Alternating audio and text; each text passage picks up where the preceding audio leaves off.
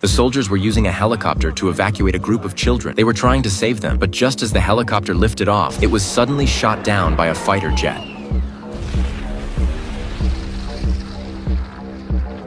The soldiers were stunned by what they saw. Staring at the bodies and wreckage scattered across the ground, the team was overwhelmed with grief, and the mood instantly turned heavy. Their leader, Clay, couldn't help but reflect on the situation. That's supposed to be us. At the same time, he realized that someone was trying to eliminate them. They were part of a covert unit hired by the US government, specializing in carrying out classified missions. This time, their objective had been simple: assassinate a Bolivian drug lord. The 5-member team had clear roles: Jason, the communications specialist; Tiger, the long-range sniper; Nick, who handled driving and heavy weapons; Will, the explosives expert; and Clay, the tactical specialist and team leader. Once the target was locked, all it usually took was a single laser-guided missile to finish the job. For them, this mission had seemed easy, and the journey had been relaxed until they located the target. Suddenly, a truck full of children appeared at the drug lord's compound. The coordinates had already been reported, catching them completely off guard. They immediately requested to abort the mission, but their superiors ordered them to proceed anyway. Determined to save the children, they sabotaged their own targeting equipment and used the malfunction as an excuse to request a cancellation again. However, a stranger's voice came through the comms. He identified himself as Mark and warned the team not to play any tricks. The fighter jet had already locked onto the coordinates, and the bombing would continue as planned. Unwilling to watch innocent children die, Clay led his team in a desperate push. With only minutes to spare, they stormed the drug lord's compound. Thanks to their skills, they quickly eliminated the traffickers and rescued the children. Clay personally killed the target. Just after they left, 2 missiles struck, destroying the compound. The team headed to the extraction point, but because there were too many people, Clay ordered the helicopter to take the children first. However, not long after takeoff, the helicopter was shot down. It was clear someone wanted them dead. Somehow, they managed to survive. With everything that had happened, Clay became disillusioned. He decided to fake his death, tossing his military ID into the wreckage and effectively becoming a ghost. Later, the US government denied that they had died on a mission, instead classifying their deaths as an accident. Months passed. The team, now hiding out in Bolivia, fell into despair. Clay, in particular, couldn't let go of the deaths of those children and constantly sought an opportunity for revenge. They had planned to earn some money and sneak back into the United States, but their spending habits made saving nearly impossible. Their situation quickly became dire.